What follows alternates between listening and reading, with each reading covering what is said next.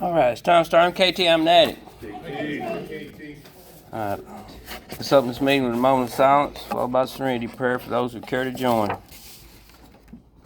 God, grant me the serenity to accept the things I cannot change, the courage to change the things I can, and the wisdom to know the difference, just for today. Okay, I have a meeting announcements here. A statement to members regarding the press. As our 11th tradition says, our public relations policy is based on attraction rather than promotion. We need to always maintain personal anonymity at the level of press, radio, and films. The primary purpose of our public relations effort is to tell the story of Narcotics Anonymous and what our program offers to the still suffering addict. Members of the press are often attracted to our convention, and we welcome their interest. However, we do not disclose our last names in the media as identifiable members of Narcotics Anonymous. If members of the press approach you, please direct them to a committee member or committee chair. Statement to the media. If any members of the media are present, we ask you to contact a member of the program committee or visit the registration table. Food statement. Please do not bring outside food into the convention area. Mask policy. Masks are recommended in all public areas and in the meeting workshop rooms. Masks are available at hospitality and registration.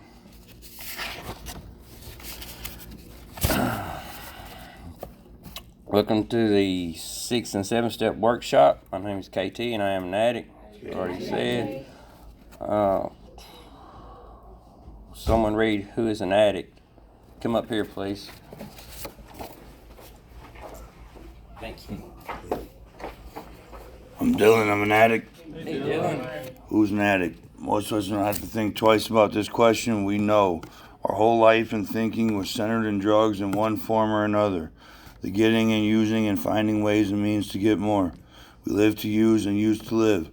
Very simply, an addict is a man or woman whose life is controlled by drugs. We are people in the grip of a continuing and progressive illness whose ends are always the same: jails, institutions, and death. Thank you. Someone please read what is the NA program.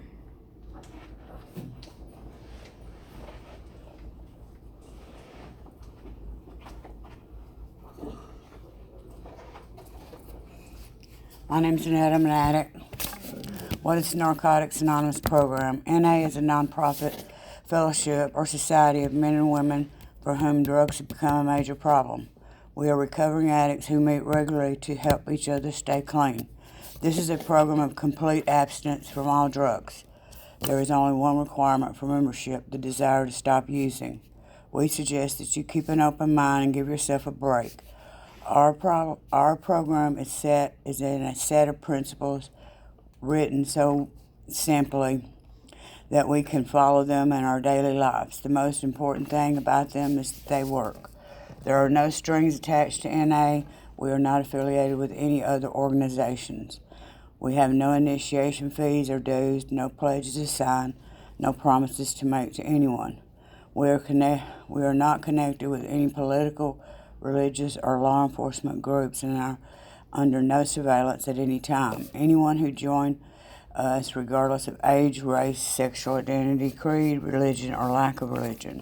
We are not interested in what or how much you used or who your connections were, what you have done in the past, how much or how little you have, but only in what we can do about your problem and how we can help.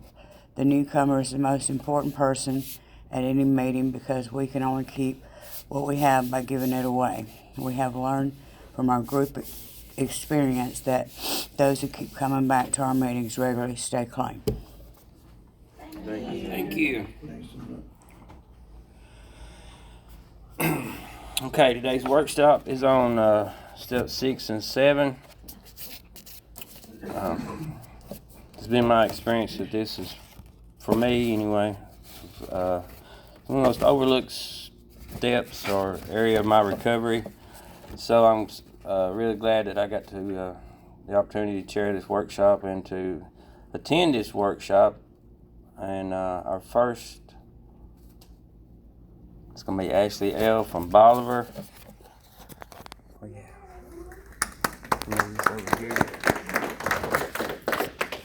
I'm an addict named Ashley. Hey, Ashley. I too probably just looked over step 6 and 7. I mean, I did them, but you don't really realize what happens in step 6 and 7 until you have to practice life without those character defects, 6 is I like to go in order, because if I don't, I'm going to get all anyway. We were entirely ready to have God remove all these defects of character. And in the flat book, on page 55, it says, we begin work in step 6 full of hope we have developed in the first 5 steps. Humility means that we are able to see ourselves more clearly. We've seen the exact nature of our wrongs. We've seen how we've harmed ourselves and others by acting on our defects of character. We've seen the patterns of our behavior, and we've come to understand how we are likely to act on the same defects over and over. Now we have to become entirely ready to have our defects of character removed. I don't know about anybody else in here, but my defects of character were a lot of my survival techniques. The manipulation, the lying, the scheming, that's how I survived out there.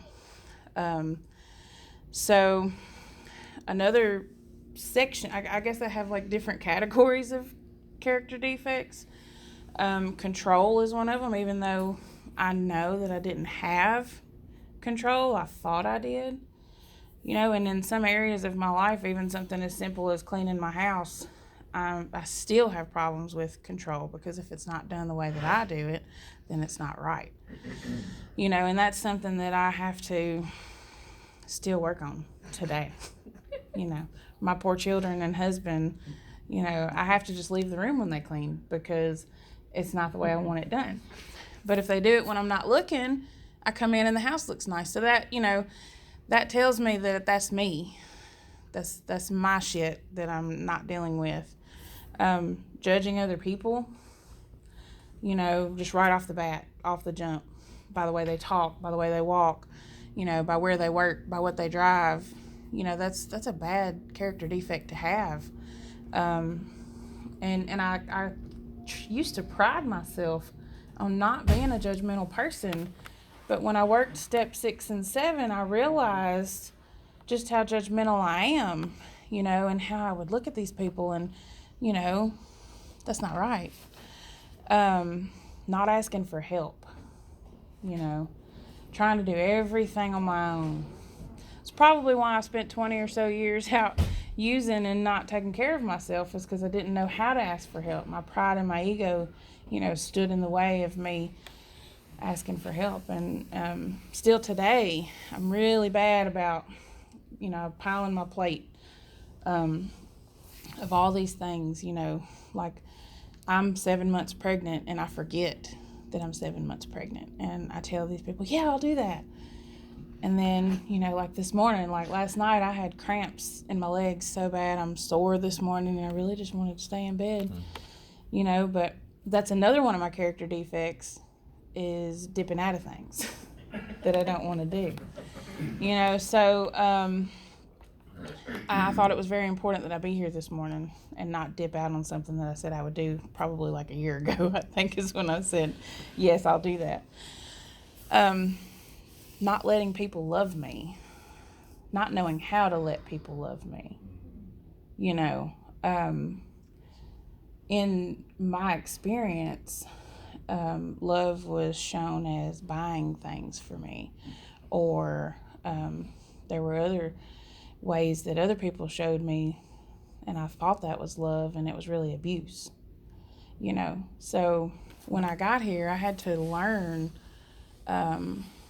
I had to learn what love was. I had to learn that abuse was not love, and that buying things was not love. And, I had to really find the way to love myself.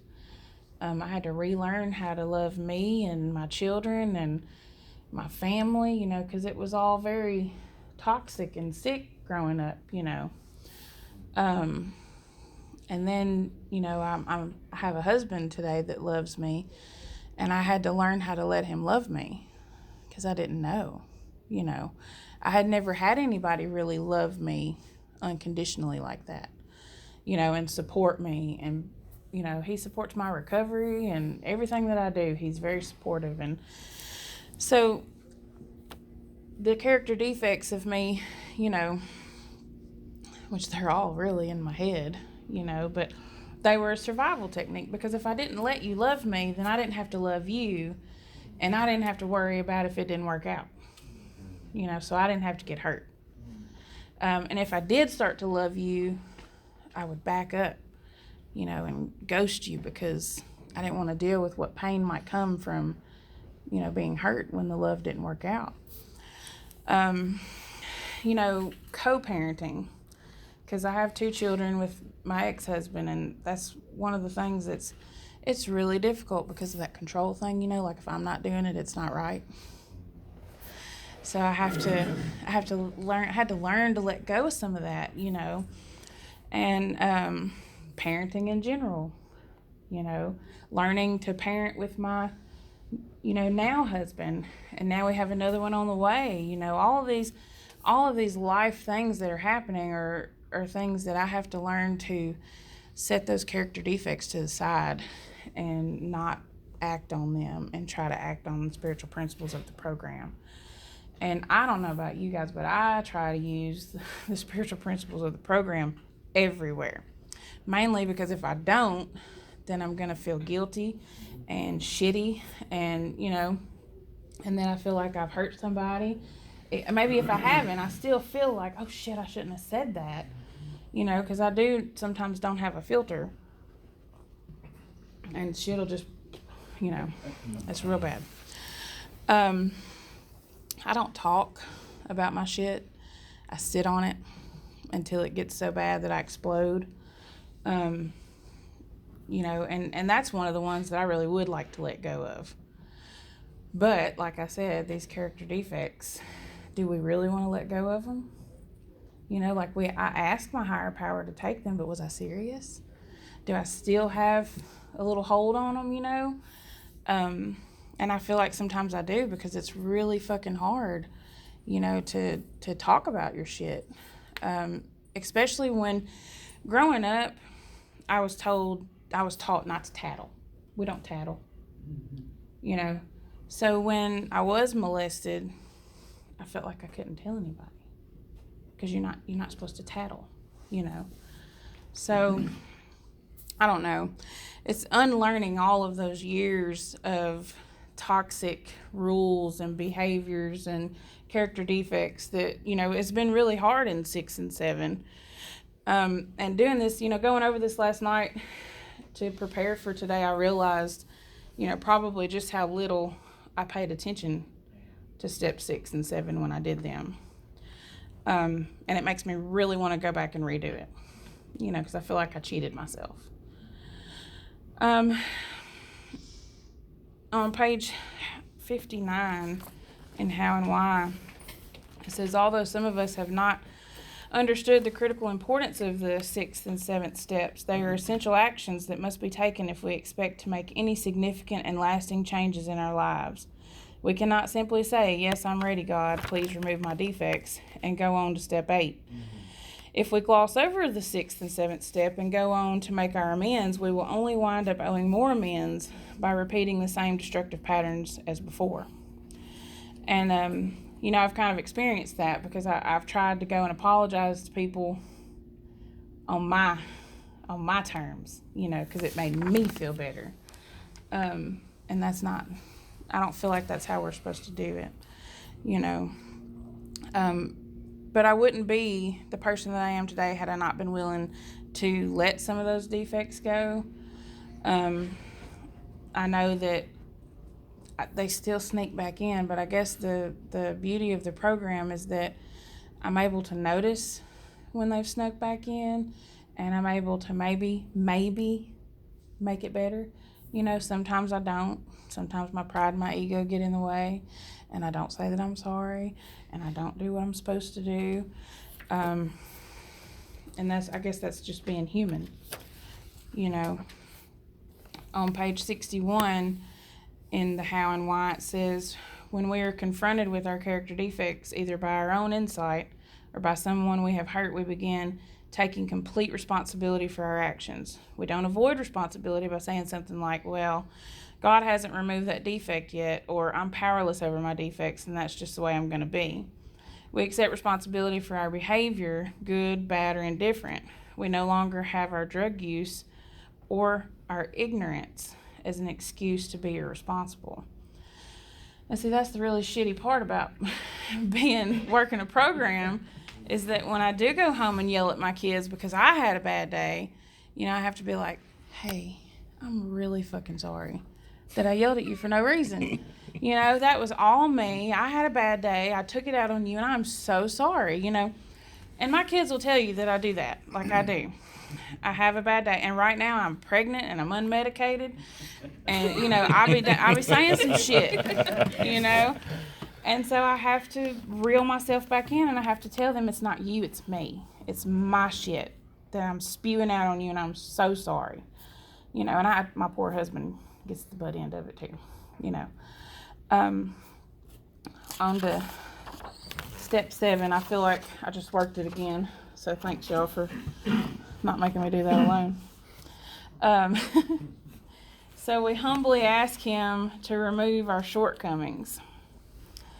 There's a lot of talk about humility in step 7. And when I first got here, I thought humility meant humiliated, and there's a big difference. On page 63 of the flat book, it says there's much more to this step than just feeling a request with our higher power and waiting for a response. There's spiritual preparation. There's the need to develop an understanding about what humbly means in this context.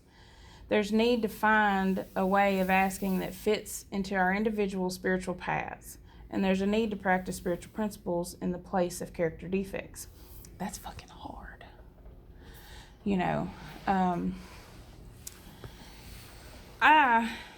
I had grown up with a higher power. It was my granny's God.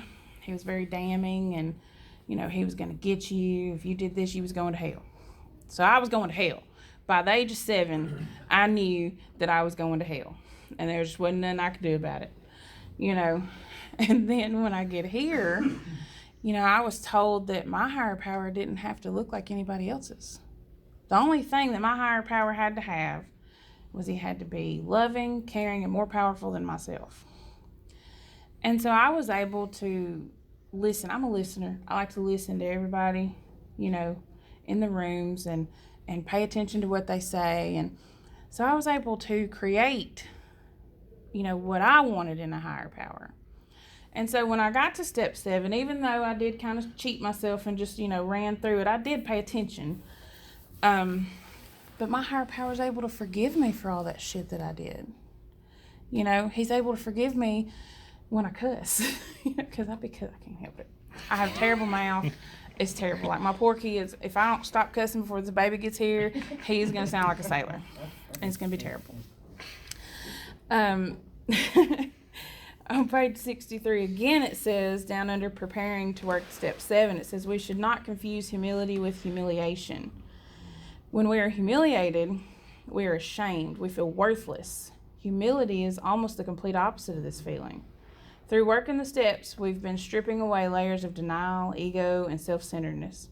We have also been building a more positive self-image and practicing spiritual principles. Before, we couldn't see our strengths because the good, healthy part of us was hidden behind our disease. Now we can. This is humility. Some examples of how humility is often revealed may help us understand this concept. And so when I got here, I wasn't ready to admit that I had a problem. I just really like to get high, and it was fun.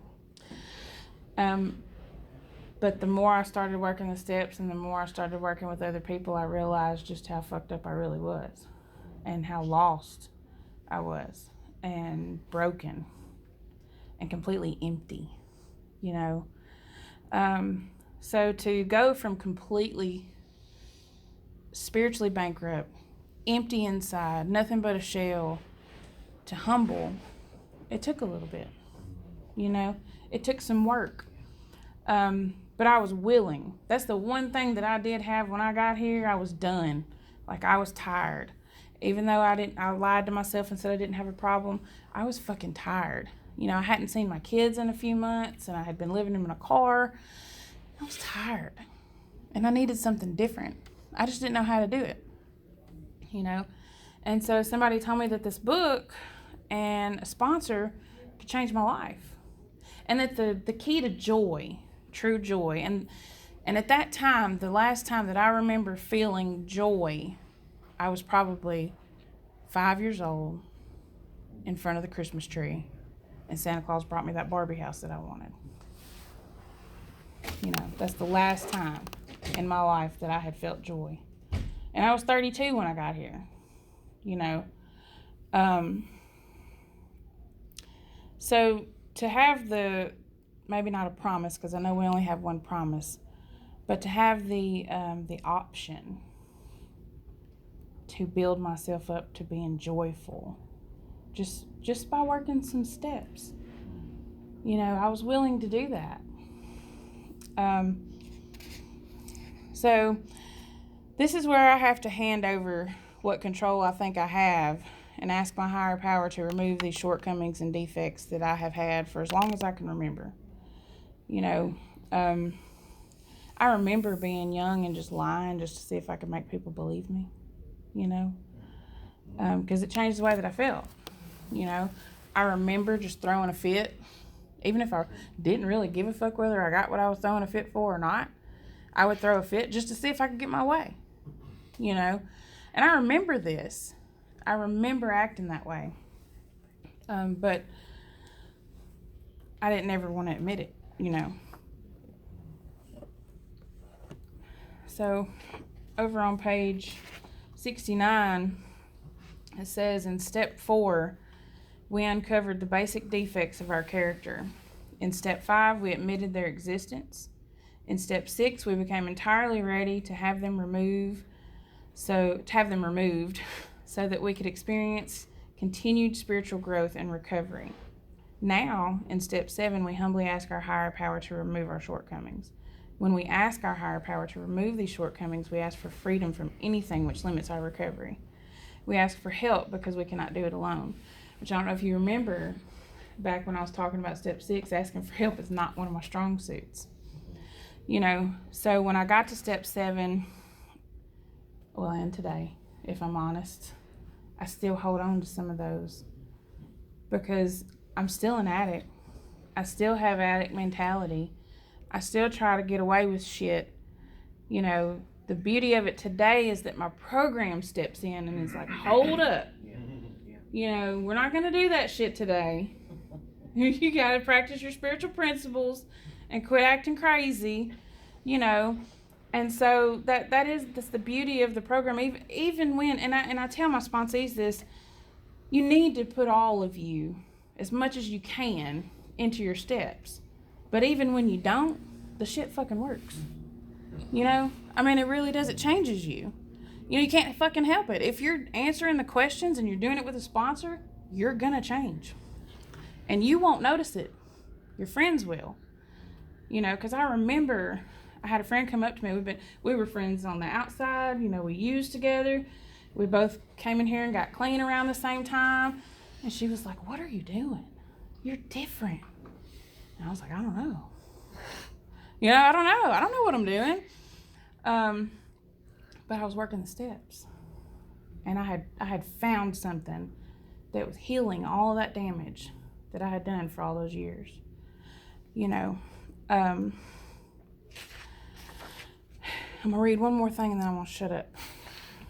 I don't know. See, the literature is where I found how to live, you know. Like my granny, you know, yes, she had a damning God, a get you God, but, you know, she didn't lie. She didn't steal. She didn't cheat. She didn't manipulate. She was just, you know, good. And that's how we're supposed to be. But I had to have this to teach me how to be that way because I didn't learn it back then. And everything happens for a reason. I truly, truly believe that. And I wouldn't be the person that I am today had I not done all the things that I did, you know.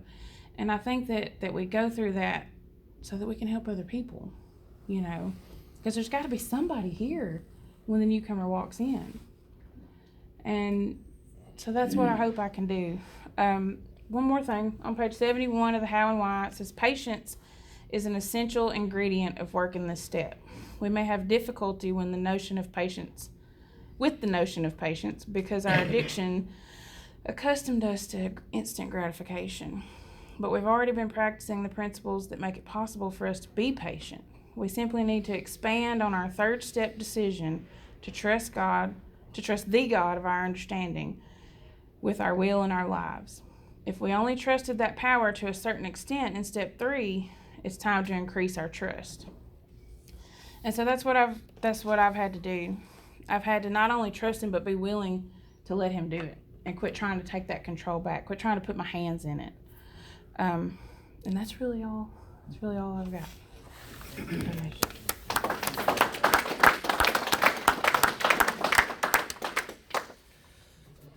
Thank you, Ashley.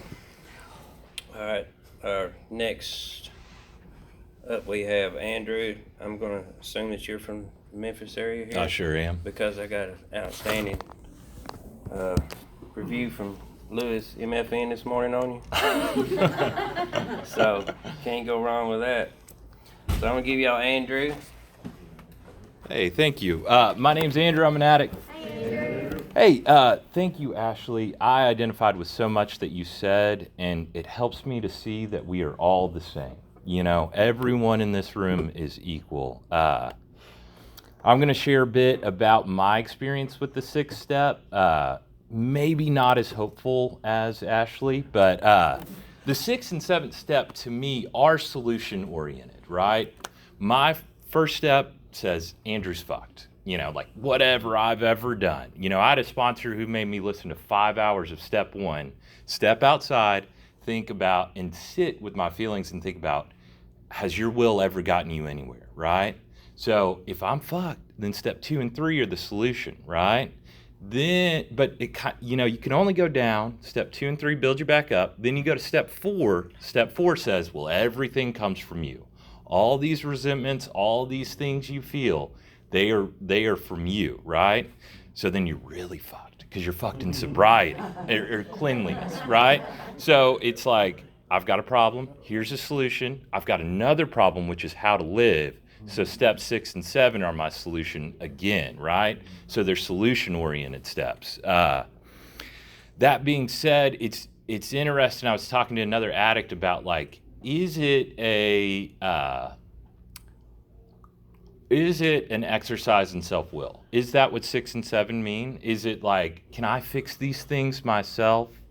No, I have to have a higher power, right? But, you know, it's like, it's interesting. It's like I heard one addict share one time, like, we don't know, you know, we can't tempt God's fate or whatever, but if I stand on a ladder in a lightning storm, you know, I'm more likely to get hit. Well, it's like, it's the same thing. It's like a positive of if you hang out in the barbershop, you're going to get a haircut, right? If you hang out in the steps, you're going to be aligned with God's will more, right? But the way that I worked these as well was like, we had an Excel spreadsheet, and this is through my sponsorship tree, where it was like, okay, what's the character defect, and what would it be like if I practice the absolute opposite, right? So pride would be humility, right? Resentment would be tolerance, and lust would be fidelity, right? Well, it sounds great, and it works to a certain extent, and that is the ideal that we can live towards, right? We have this idea of what we can be, but can Andrew do that of his own making? No, you know? So it's like, I have to pray for these things to be removed. And for me, one of the most important things that I do, and this, you know, it's like the prayer of St. Francis, Lord, make me an instrument of your peace, right? That is one of the biggest and most powerful spiritual little sayings that has affected my recovery. And really, if you look back to it, there are a lot of parallels between the prayer of St. Francis and step 6 and 7. You know, it's like, where there is sadness, let me bring joy, right? Where there is hatred, let me bring love. So like, to me, that somehow clicks in my head. like these opposites. But, I like that it is, I like that it's solution oriented. But it is also, these are large concepts, but I think Ashley hit on this, that like self-improvement is achieved incrementally, right? It's slow. And true change is really slow, and it's quiet, and it's within you, right? I was sharing yesterday about the moment that I'm sure all of us remember was the moment of actual surrender, when we were quiet with ourselves and we knew that we were, and to me, those are the moments that are the most powerful in my life, is like when I'm quiet, when I'm sitting, when I'm thinking about that stuff, and I'm thinking about the solution.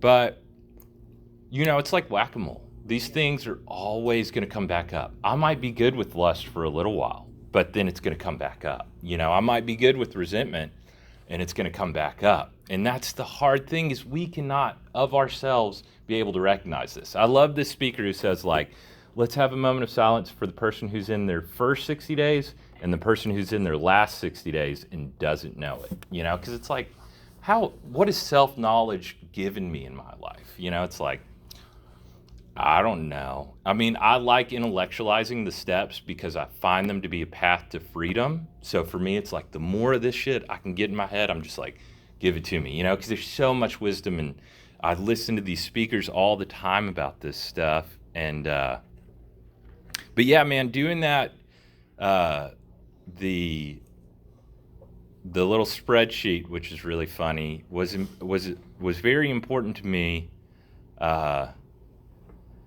I don't know if I do well. I think I do pretty well each day. I do right by the kids, and I do right by my wife, and I hope that's okay. Some of this stuff is just human nature, and I don't know if I'll ever be able to get rid of it, but I stay in this program to keep my spiritual state on an even keel, so hopefully I can stop this stuff before it comes. And I'm sure I'll work another step 6 and 7 again, and it's just this big old circle, but truly the main thing is that I'm grateful to be able to do these steps, because I should really just be dead. If I look at it, I'm at least able, even if I fail, right, it's just another day clean is another day won.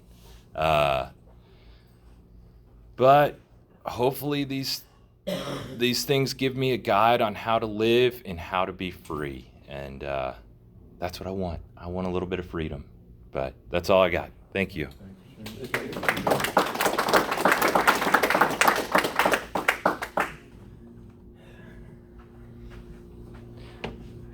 KT, I'm an addict. Hey, KT. Thank you, Ashley and Andrew. Lewis is right. You're right on your game here. This and I was and we've been talking about 6 and 7 in our home group and with my sponsees, a couple of them here lately, and like it seems like almost like a God thing to end up chairing a meeting here on 6 and 7. I didn't even know what it was on until I got here. Tammy told me, so I think that's pretty awesome. And these guys did a great job. And since our time is not up, if anybody would like to come up here, I shouldn't have said that part. If anybody would like to share on step 6 and 7, your experience with it, you're welcome to come up here. We still have a little bit of time. The only reason you have to come up here is because I can't hear y'all in the back for the recording here. But anybody? No takers? All right. That's awesome.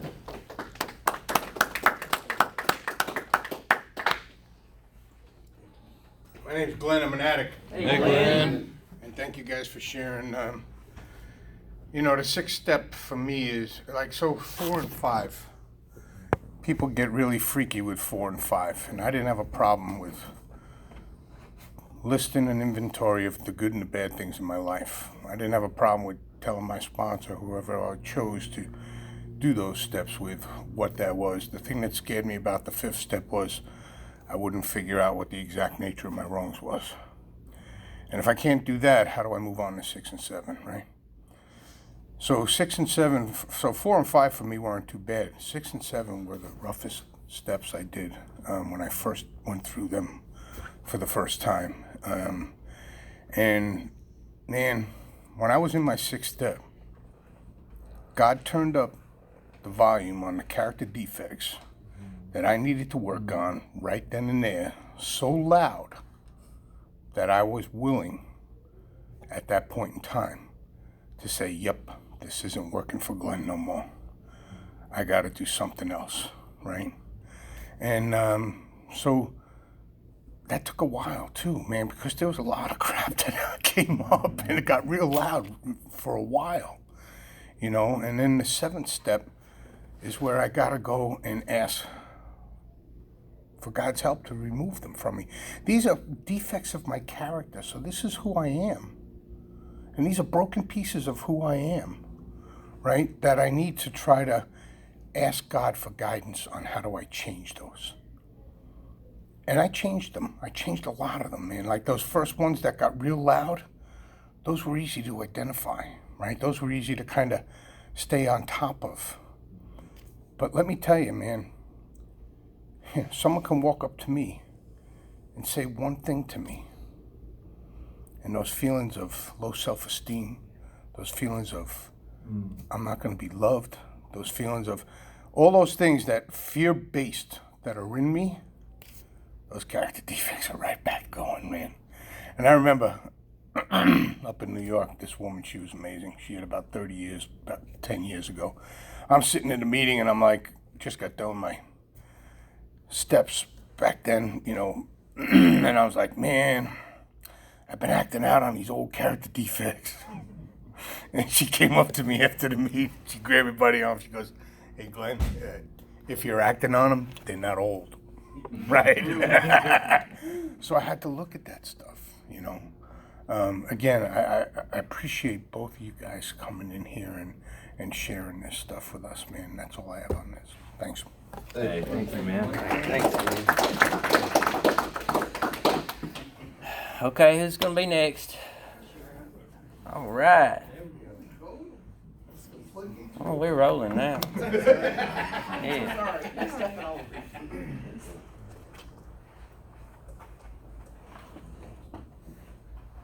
Hey family, I'm Rob and I'm an addict. I identified with everything that you'd said. You know, like through my 4th step, it was really hard for me to see my part in a lot of things, and I'm a good one at justifying my actions. So to look at like my assets and my liabilities, I could easily sway to the one side, like, well, I just do that because of this and that. And so I couldn't get into a deeper surrender for the character defects. And I'm working on my 9th step right now, but I feel as though too, like I could go back and do my 6 and 7 and kind of, but you know, I'm glad you said that because I don't feel so alone that I'm the only person that feels like that, because it allows me to practice some awareness that I have them, but like he was saying, like I can't remove them. I could be aware that I have them and practice praying and meditating and asking God to give me strength not to respond in that manner or, you know, act out in them. And in our literature, it talks about how it can be really exhausting to like manage our character defects. And I feel that at a deep level sometimes, like I'm like, all I've done today is just like held tight, like white knuckling it, like I do not want to say what I'm thinking right now. And I'm like, is this really recovery? Like, because I didn't say what I really wanted to say? Because I too have that critical thinking, like I judge everybody on a really like terrible. I'm like, if they knew how I think, I would have nobody. So I just wanted to get up here and just thank you guys for coming and your service, and that really was just so spot on for me. I think that's really something that's good to have the workshops, because it really gives you a better concept where you're at after you work those steps.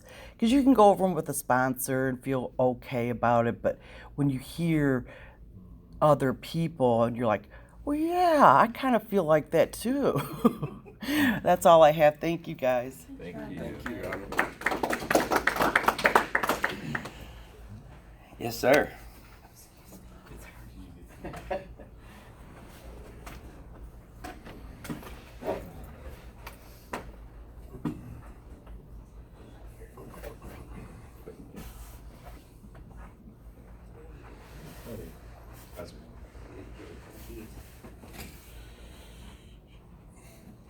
Yeah, my name is Walter Fanatic. Walter. Yeah, what you guys see, that was all on time. I this wasn't on my radar. This visit to Memphis, I came mainly for the convention and to see, some friends, some mutual friends. I was forced to go see, go to my ex-girlfriend's gravesite this morning. And she died of cancer 5 years ago. And well, we split up many years ago, and we remain friends, and stay in touch every now and then. But the thing is, I didn't go to the memorial, and I got tired, even though it was clean, but I just got tied up in my own mental shit, at the time. But I actually brought up a good point. In that relationship, she really, really wanted to love me, but I didn't know how to accept that love.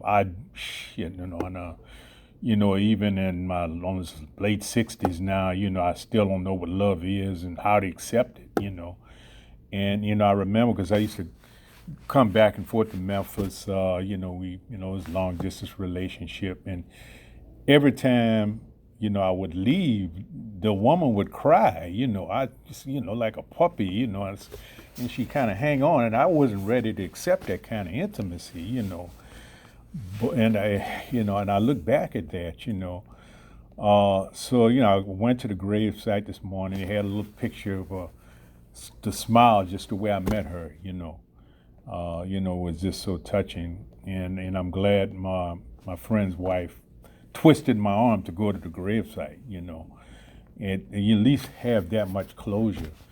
But coming to this meeting this morning, that's one of the things I'm going to have to work on to go into the next relationship.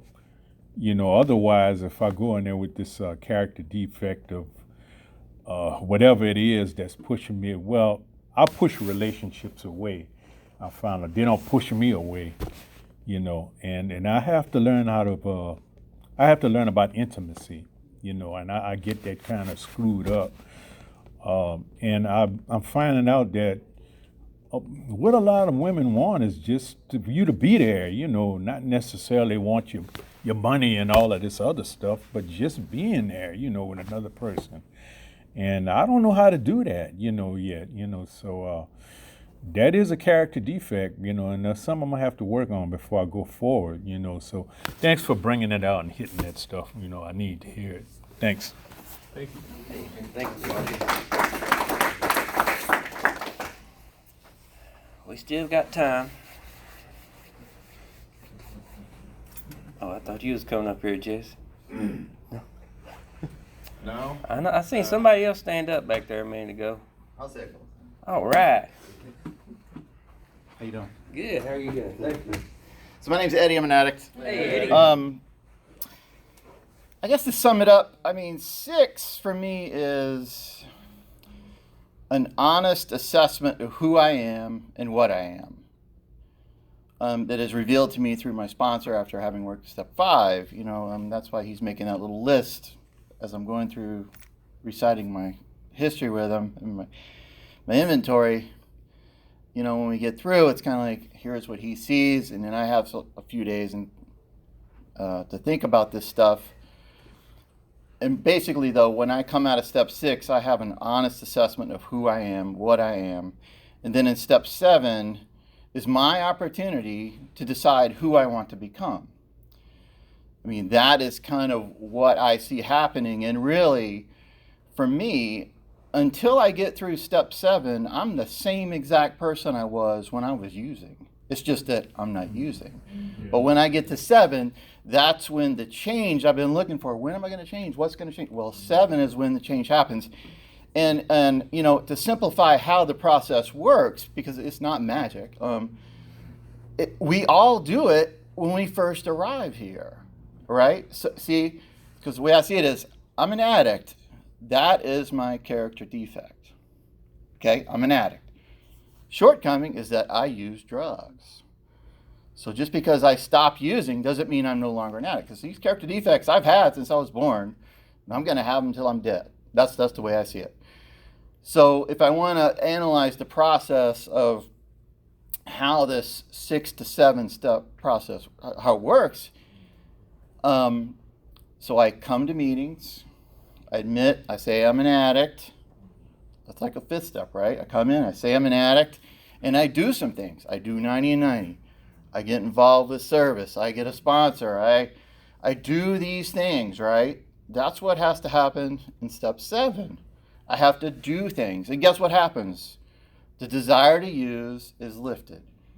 Now, I may not recognize that desire to use being lifted as any act of my higher power, but really that's what's going on. But it's not like I just sit around and go, oh God, please take this away from me. No, I have to go to meetings. I have to do this work. I have to focus or understand that I want to be clean, that I want to recover, that I want freedom, that I want joy, that I want these things in my life, and then I exercise the appropriate actions. I do these things, and the desire to use is lifted. And that's really what happens with all the shortcomings. Like when I get to step 7, I say, okay, here's the assets, liabilities. I can use my strengths to help, work on my resistance to act out on my character defects. And I'm aware of these liabilities that are holding me back, and that's where God's going to really help me. So in that process, it's not like I get through step 7, I'm all better now. No, it's lifelong. The restoration to sanity is a lifelong process, right? So, but chipping away at my list in step 7 is how the process of recovery happens, or the restoration to sanity. That's what I see. And my 7th step list is my guide for life. People talk about, I just wish my life was balanced. Well, my 7th step list should be, if my life is balanced, then everything in my 7th step list is happening in the order that I choose for it to be. And when I feel out of balance, it's because, priority number 27 has now become number 2, and I'm putting all my energy and attention on that, and I'm neglecting something else. So I'm out of balance. And then just to move on forward, so 6 and 7 is my commitment to myself to change. And then guess what? 9 is me proving to you that I'm changing. Really, that's like I'm making myself accountable to you that I wish I hadn't done these things, and you know what? I'm not going to do this anymore. That's really what an amendment is. So I prove it to myself in step 7. Then I decide who else I'm going to prove it to in step 8. And then step 9, I make a commitment to you that I'm not going to do this anymore. I'm confident enough that in my 7th step list and my focus for the future, and I'm not. My goal is to not harm you anymore, or take from you, or exercise my character defects on you. Practice shortcomings on you. It's a really beautiful process, but gosh, it takes time. And but thank you. Glad you're here. Thank you. Hey, thank you.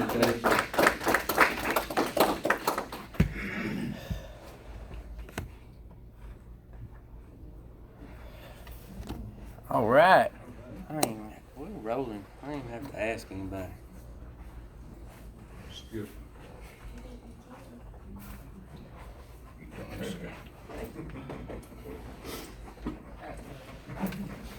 My name is Terry, and I am addict.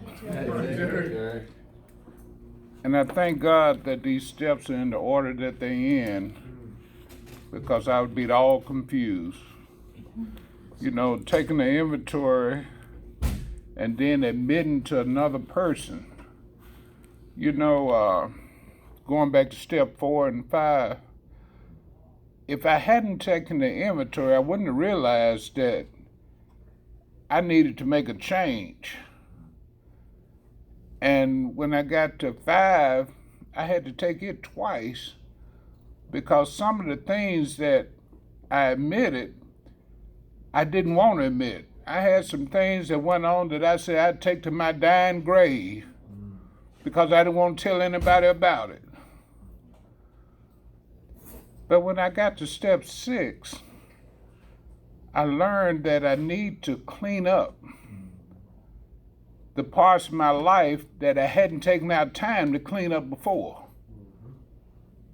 And I had to take a thorough inventory in order to recognize what needed to be changed. Because I found out I wasn't a bad person, I just made bad decisions. And I thank God for that. And I found out one of my greatest fears was the fear that I was going to have to change. I didn't want to change. I had got comfortable being the person that I was, and I was miserable. To show you how sick this disease can be, to be miserable and be comfortable at it. But when I got to step 6 and learned that I need to make some changes in my life, thank God for a sponsor to help point out some of the things that I needed to change. Because people pleasing was one of my biggest problems. And even today, I try to work on that problem because today I know that because somebody asks me to do something, I don't have to agree to do it. If I'm not exactly sure that I can do it, I'm not going to commit myself. Some people commit themselves and know that they got a whole lot of stuff going on, plate already full, and take on more responsibilities than they can do. Today, I'm not going to do that because I feel terrible about myself to let people down. And I've learned that my character is something that's going to follow me for the rest of my life. So if I can get gut level honest with myself, I learn more about myself, about what I can do and what I can't do. And that's a blessing because what I want is to have a peace of mind. And the older I get, the more peace I want. I don't like confusion and arguing and debates, and especially about what I got to do. I have a problem with that when people tell me, this is what you should do. This is where you should be in your recovery. You know, it's easy for them to say, but they don't know where I came from. That's why you can't judge where anybody else should be in their recovery, because they may have progressed 100% from where they used to be.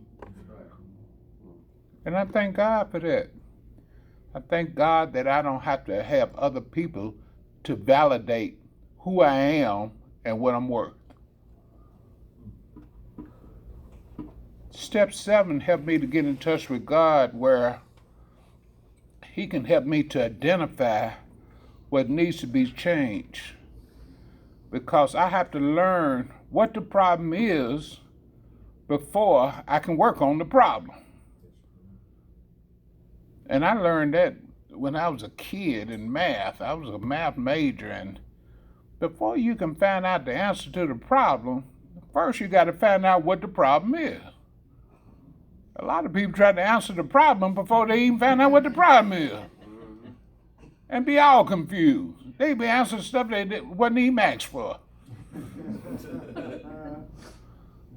But today, I try to slow it down a little bit and work on me. Because I've learned that that's the only person in recovery that I can change, is me. Me and my attitude. And that's what I work on a daily basis. I choose to have peace and happiness. And like I said, I get happy helping others. I get happy because I know today I'm a worthwhile person and I'm an asset instead of a liability. You know, it's good to have a good positive feeling about yourself so that you know that you're doing the right thing for a change. If you're doing the right thing, then good things will come to you. Now, I've learned that through step 7, that if I continue to do what's right, to clean house, pray and ask God to help me, that there's no problem or nothing that God and you people can't help me solve. Because I don't mind asking for help today. My pride ain't so big and boast that I'm afraid to ask for help. Because if you don't ask for what you want, you might not get it. But it said, a closed mouth is never fed. So I believe in asking for the help that I need and be bold with it. I don't get embarrassed because I need help. When I needed drugs, I asked for them. And if one didn't have it, I went to another one. It's got to be the same way in the pursuit of happiness and what you need today. Ask for what you need and life to get better because we're here to help each other. And I thank God for that. Thank you for allowing me to share. Thank you, Jerry.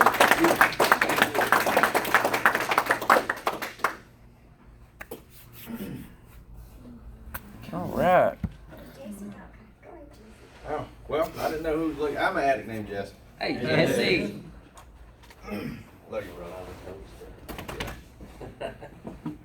So, you know, I love the 12 steps, you know. And like our literature says, the power is in the sequence. That's where the power of the steps comes from, written in order for a reason. And like Ashley and Andrew and Glenn and really everybody up here, I know when I worked 6 and 7, those defects, they went from down here to way up here on the surface. They were very, like Glenn said, very loud, very, very loud. And really what 6 and 7 today, they give me a choice. Whereas I used to act on them because I did my whole life, today I can choose. Now, not all the time. You know, this is progress, not perfection. Some of them slip through every once in a while. You know, we're human, we're not perfect, you know. But today I do have a choice. Like the literature talks about too, I know today, if I do defects in here, internal, and shortcomings, external, you know, when I act on them, the act of acting takes a defect into a shortcoming. When I do act on those today, I get that same hole in the gut feeling I used to get from using. You know, it talks about all this in literature. And once again, that's where for me, and I don't care where you're at, day 1 or day 10,000, you can do a 10-step inventory. You can do that whenever you need to. For me, that inventory right there, I know that step 8 and 9 save you from the wreckage of the past, 10 saves you from the wreckage of the present. I know that step 10 inventory, if I let that stuff go unchecked, that shame and that guilt, that hole in the gut feeling will get so great, I'm going to have to run out and change it. The only way I know how to, the way I used to for 20 plus years. So once again, that step 10 inventory, that's huge right there, because if I don't do that inventory regularly, I'll have to go back and redo my 4-step, and it will get bigger, and it'll be a never-ending 4-step. So, and you know, really, y'all, I think that God made us imperfect for a reason. You know, I truly believe that today. I believe that we are perfectly imperfect. He made us that way. He wants us to come to Him. He wants us to ask for all the spiritual principles. He made us, so we have to go to Him to remove all these defects of character. So, anyway, that's all I got. Love y'all. Glad to be here. Thanks, Jesse.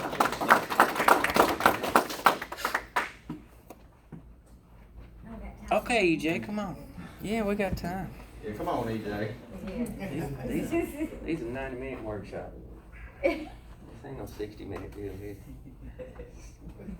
I'm EJ, I'm an addict. Hey, EJ. Step 6 and 7 kind of hurt my feelings. Step 6 is where I had to really look at myself in the mirror, and my sponsor and I sat down and we went through all these character defects, and I looked at her and I'm like, girl, I ain't like that, and then she made me write down the words and look up the actual definitions, and then I had to really face it and understand what each defect meant and how I acted out on it. And then when I was out there, at work or at Walmart or whatever, and that character defect would come on, and I'd be like, okay, I do act like that. That is a problem for me. And that's how I had to learn how to recognize it, by learning exactly what it meant. You can't just tell me a word like I'm snarky. I didn't know what snarky meant, but I am. I definitely am. But 7, that's when I had to learn how to change these defects, and I wanted to change, and I learned what assets were. I didn't know I had assets. I didn't know I could be kind. I didn't know that I could humble myself. I didn't know that I could learn how to love. I had to learn how to love me. And by wanting to change, and there's that choice, I have a choice today. I don't have to be that person I used to be, because I don't want to be that person I used to be. And for me, in order to become somebody different, I need to learn what these things are. And that's where 6 and 7 came into play in my life. That's all I got. Thank you. Thank you, EJ.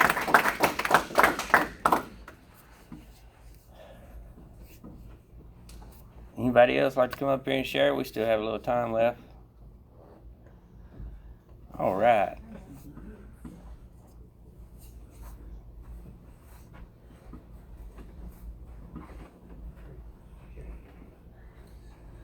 Thank you. I'm Suzanne, and I'm an addict. Hey, Suzanne. So, man, I love everything I've heard, and I'm right in the middle of a second 6 step, so it's just exactly what I needed. So the first time around, and it kind of happened this way too. Like y'all were saying, the steps have just unfolded in my life. And the need to do a 6 step was, the first time, literally me sitting in the parking lot at work and just falling to my knees, just out of desperation, the same desperation I felt when I came in here. I couldn't stand myself anymore. I could not stand myself anymore. And I began to see, for the first time really ever, what I was doing to the people around me, and I was so fucking self-centered, that I just thought, this is my shit and it's only affected me, just like I did when I was using, and it took a long time. I mean, it was, several years before I did that first 6 step, and it's been several more to get to this one, and I found myself in the same fucking place, that desperation of just, man, I don't want to hurt these people like this, and seeing the looks on people's face when I behave the way I do, and so this time I think that maybe what I've learned over the years is, what I started to learn when I first got here was that the spiritual principles, because I thought I knew some shit about spiritual principles when I got here. I considered myself a spiritual seeker, and I went after this religion and that religion, and I read this book and that book and prayed this prayer and all this shit.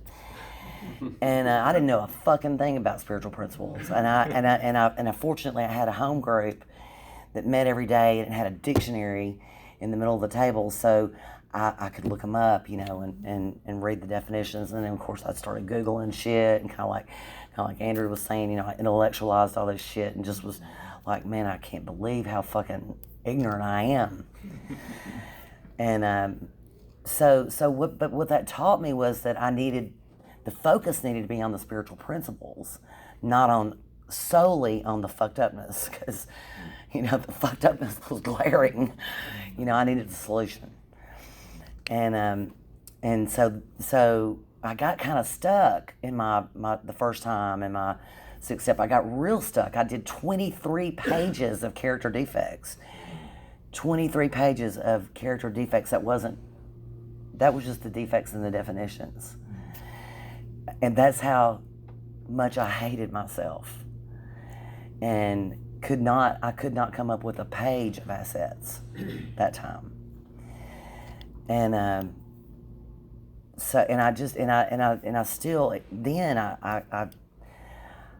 I didn't fully understand or partially understand the solution. And the solution is not me removing the defect. It's not me focusing on the defect or the shortcoming. It's me focusing on trusting the God of my understanding to remove the defect, and me focusing on the opposite spiritual principle. And I can't do both of those at once. If I'm stuck in the defect and that's all I'm thinking about and all I'm dwelling on, I can't see the solution if it hits me in the head with a scoop shovel. So, the thing that's working for me now is to just, not get all bogged down in pages and pages of defects and picking myself apart. And really, this time, my sponsor told me to knock that shit off, sum that shit up into the 7 deadly sins, and get out of my head about all that, and focus on the spiritual principles that I can practice. And that's the other thing. I'm learning to practice the ones that I can practice, and so that I'm not every day beating my own ass, because that's one of my character defects. So to just stay on my ass so much that I just say fuck it, fuck it, I can't do this, fuck it. And so my sponsor is my sponsor, my foundation of women in the program, you guys, meetings, bringing this shit up as topics at meetings and hear what y'all have to say about it. That's what I've had to have, to teach me how to do it, to teach me how to live, to teach me how to work these steps. And but man, the guidance of my sponsor to help me through the steps. So, that's just, sponsorship is key, So anyway, thanks for letting me share. Thank you.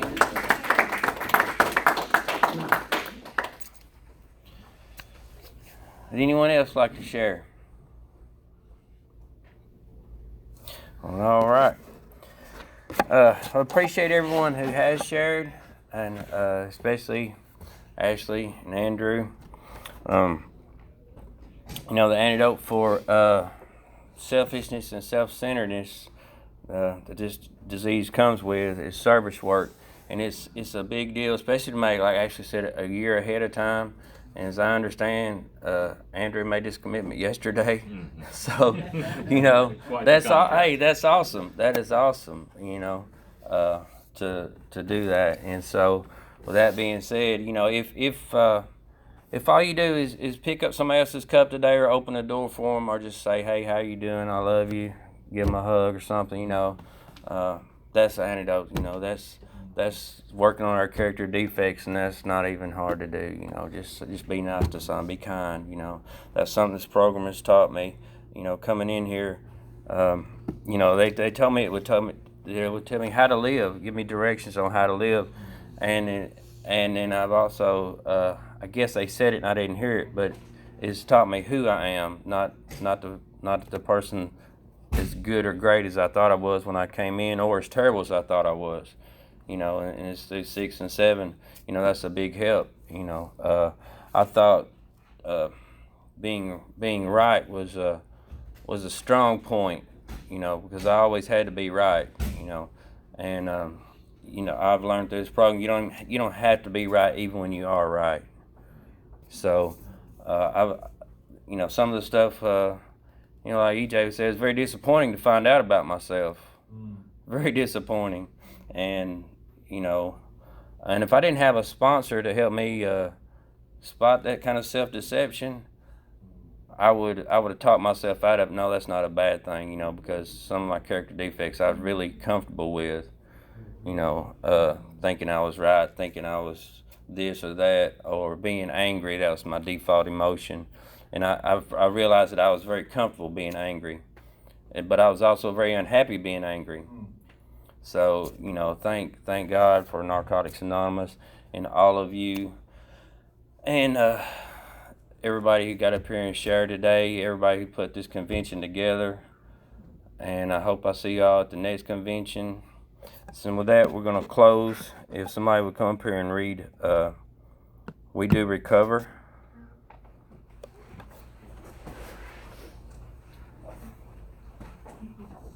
Alright, I'm Charles Addict. We do recover. When at the end of the road, we find that we can no longer function as a human being. Either with or without drugs, we all face the same dilemma.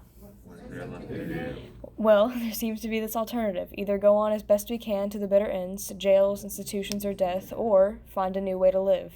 In years gone by, very few addicts ever had this last choice. Those who are addicted today are more fortunate. For the first time in man's entire history, a simple way has been proven itself in the lives of many addicts. It is available to us all. This is a simple, spiritual, non-religious program known as Narcotics Anonymous. All right. Thank you. Thank you, Travis.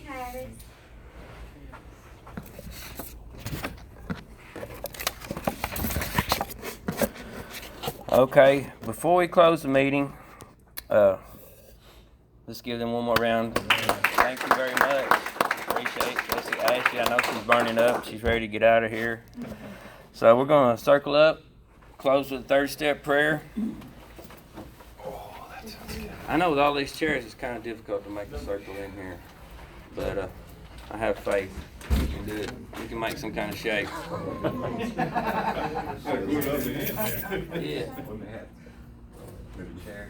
Yeah. Oh man, there's a solution. Move a chair. That's 620. That's the way to go. There we go. Make us work. That's our clean day. It's almost over.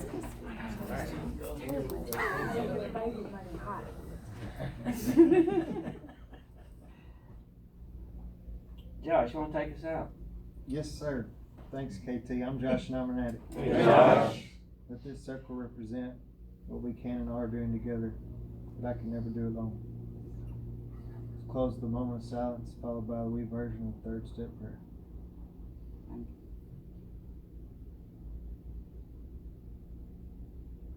And you said, Take our will in our lives, guide us in our recovery, and show us how to live. Just for today. All right. Awesome job. Thank you, Andrew.